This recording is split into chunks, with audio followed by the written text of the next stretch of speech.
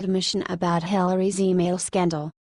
Envision a situation where Hillary, Bill, Lynch, Obama, Comey, Wasserman Schultz, Holder, Jarrett, Aden, Weiner, and a few more that ought to be added to that rundown are for the most part sitting in circles simply taking a gander at each other, pondering who may be the first to admit and uncover confirmation of violations, trying to remain out of prison by turning states proof.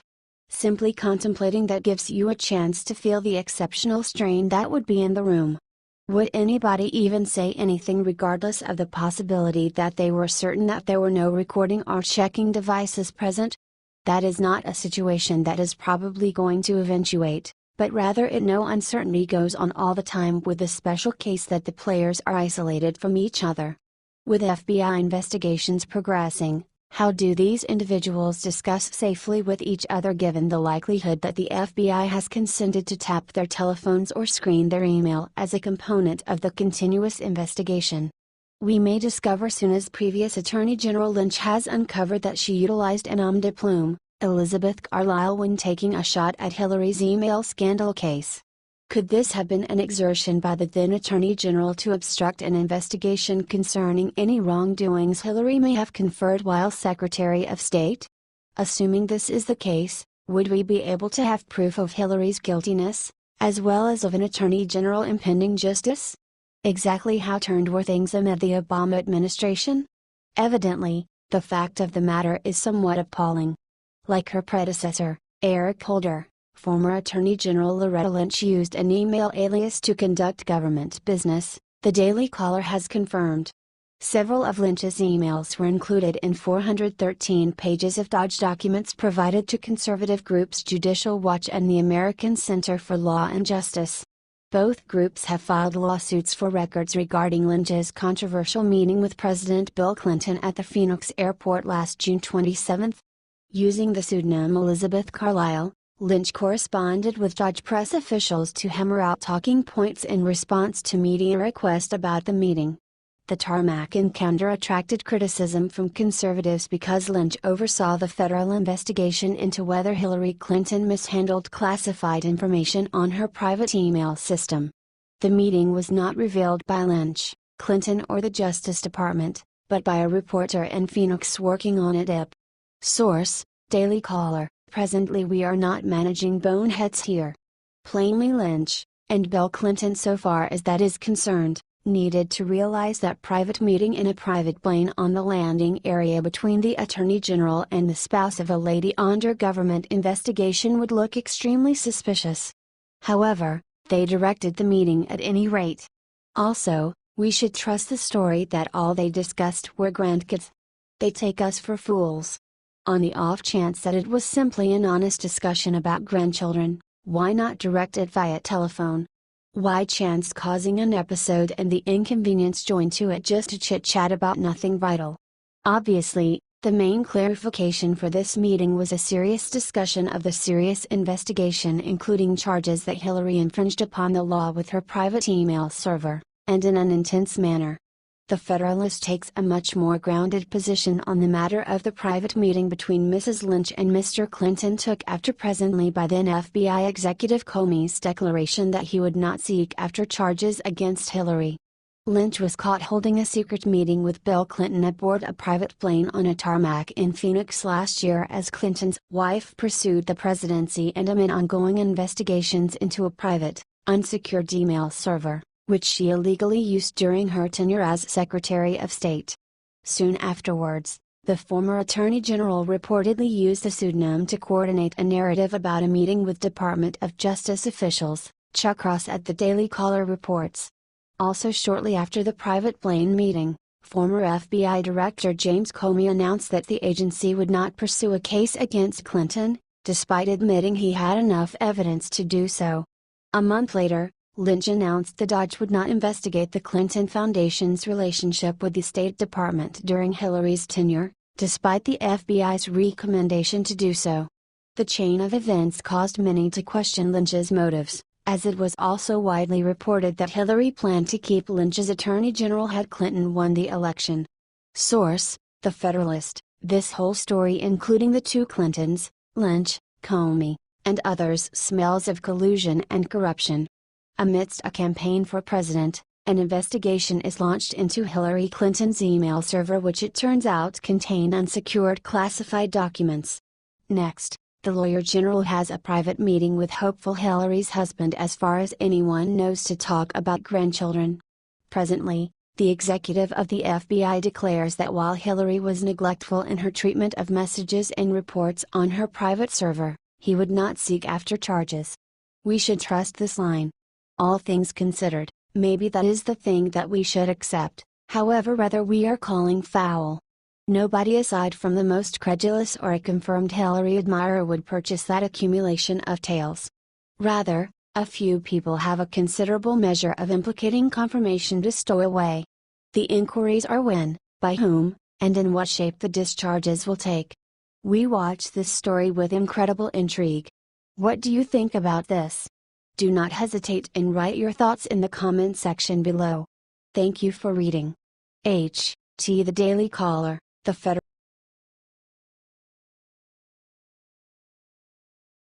Liberals and conservatives can't believe what just came out of Brown's mouth. The Democrats are desperate.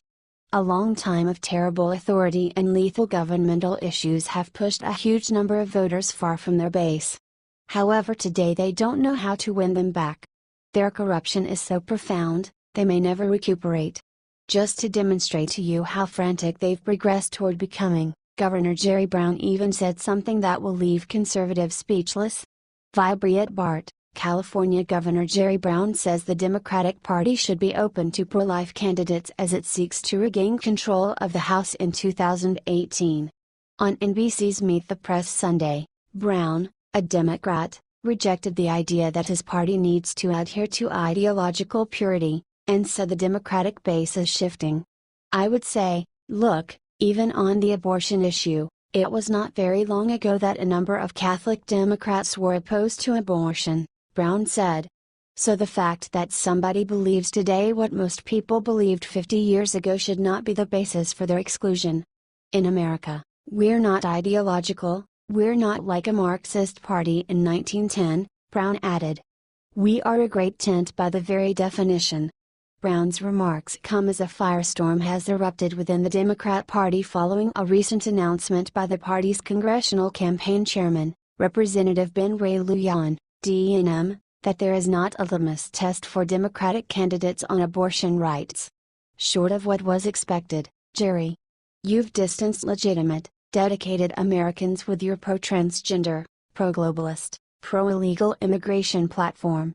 You will need to do significantly more to win back voters than simply imagine you think about master life.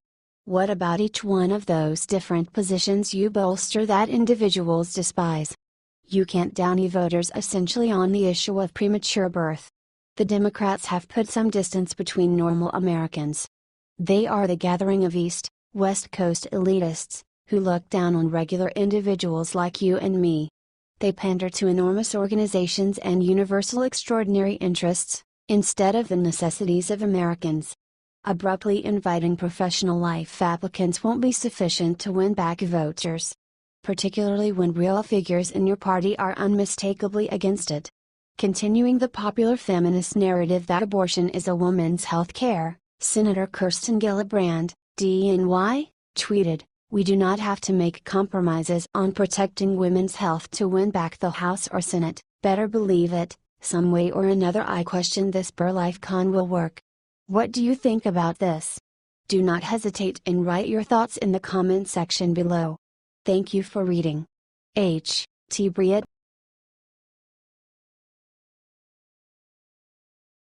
Look what President Trump just did.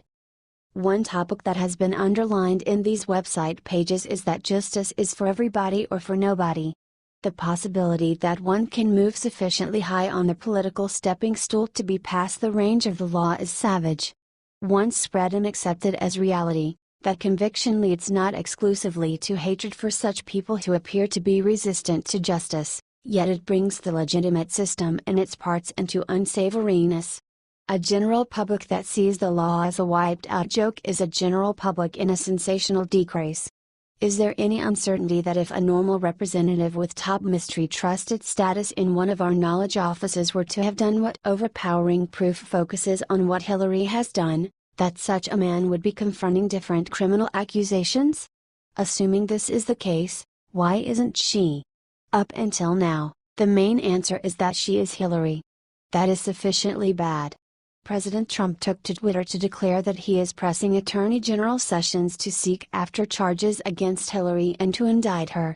It is the right choice. Either indict her or exonerate each individual in jail for releasing characterized data paying little heed to their inspiration. Justice for all or justice for none. This was a delicate matter for Trump. If I win, I will instruct my Attorney General to get a special prosecutor to look at your situation, because there has never been so many lies, so much deception, Trump said in the second presidential debate with Clinton. After some quibble now gives off an impression of being the time that he will follow through on that promise. Trump is prepared to get down to business. Something at which he ought to exceed expectations given the troublesome and serious transactions that have been a standard component of his business life. Sessions may have made comments showing that he was uncertain whether he ought to be the one to seek after charges against Hillary given that he contradicted her bid for president. All things considered, if the Attorney General isn't the individual to do as such, maybe he could show who should. All things considered, he is the country's central law authorization officer. It is not his business to release lawbreakers free. If not supporting Hillary for president would be an excluding factor for being engaged with her indictment, that would preclude the larger part of Americans, individuals who either voted in favor of President Trump or who didn't vote by any stretch of the imagination. That is a silly thought. Attorney General Sessions, carry out your employment and indict Hillary. All things considered, the jury will settle on an ultimate conclusion. On the off chance that you won't, leave and let somebody who is unafraid to do the Attorney General's job assume control. What do you think about this? Do not hesitate and write your thoughts in the comment section below. Thank you for reading. H.T. The Daily Caller.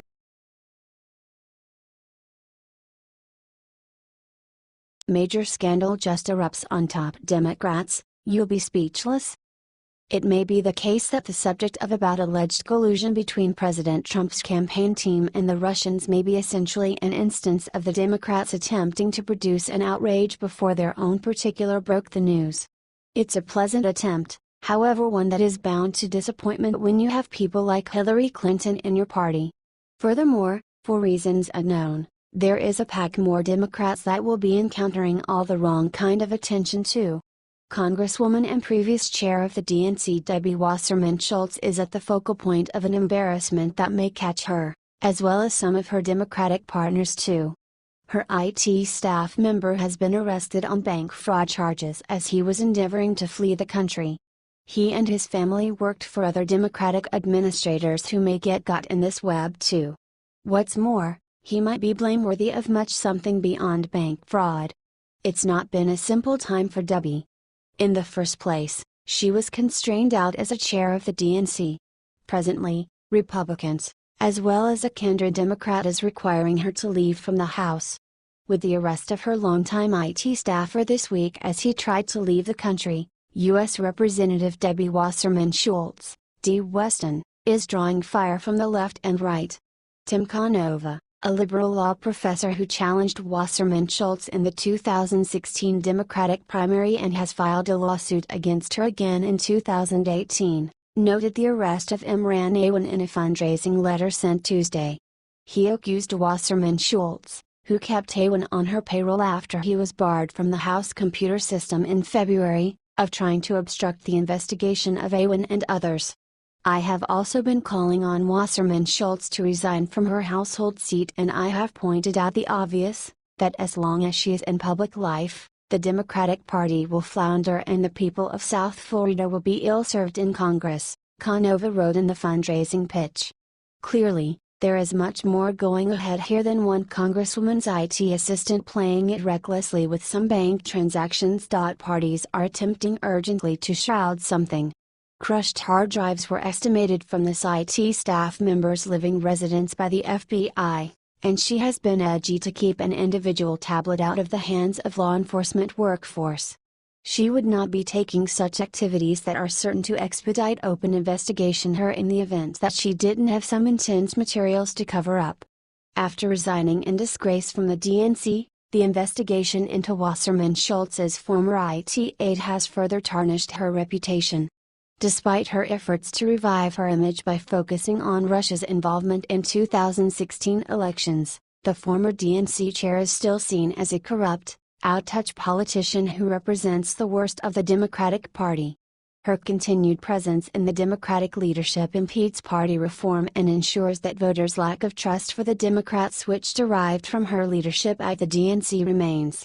That is a fine summation of Debbie's circumstance and issues.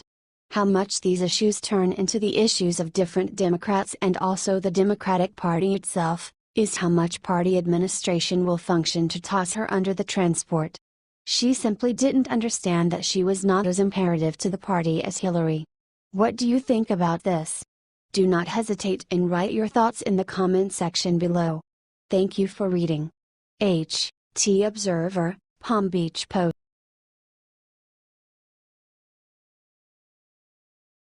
New evidence ruins Obama cronies, President Trump was right. Liberals still cry about a non-existent Trump-Russia scandal, while helpfully disregarding the wrongdoings of our nation's past president. The way that Barack Obama violated the Constitution and around 12 different laws while in office is no longer up for question. It's quite recently hard actualities with a pile of evidence to help them. What's more, when Donald Trump started his keep running toward the White House, everybody knew the Democrats, headed by Obama, obviously, would successfully remain in his direction. This incorporates election fraud, which has completely exploded for the current year because of Trump's internal investigation that has officially demonstrated Democrats drove a huge number of illegals to the surveys. In any case, even before that, we heard whispers of Obama and his associates keeping an eye on Trump and his progress individuals. Presently, we have more proof to help this hypothesis. Fox News. An Obama official made hundreds of unmasking requests during the last year of the previous administration, according to a letter from a top Republican who raised new concerns that officials sought the identities of Trump associates in intelligence reports for inappropriate purposes. Unmasking refers to the formal request to identify the Americans in an intelligence document. House Intelligence Committee Chairman Devin Nunes, R. California, has blamed Obama authorities for burrowing around for the names of Trump's transition team, and no less than one authority made hundreds of solicitations in this vein. Nunes said Democrats had zero justification for doing this and three of the nation's greatest big cheeses give off an impression of being included: previous CIA Chief John Brennan, previous National Security Advisor Susan Rice, and previous UN Envoy Samantha Power. The last has all the earmarks of being at the focal point of Nunes' accusations. Essentially, these insiders endeavored to keep an eye on Trump's team by looking for information within intelligence reports, and truly, there was no other explanation to jump into those reports, as per Nunes. Moreover, it's attainable that such data could be leaked to the press, yet another enormous issue the White House has had for the current year. What's more, who is in charge of the majority of this? Believe it or not, the Democratic National Party, whose best individuals can't maintain a strategic distance from features of flawed or even criminal conduct. When are these individuals going to begin paying for their violations? All the more critically, when will a greater amount of America realize they've been lied to and controlled for over 10 years? What do you think about this? Do not hesitate and write your thoughts in the comment section below. Thank you for reading. H.T. Fox News.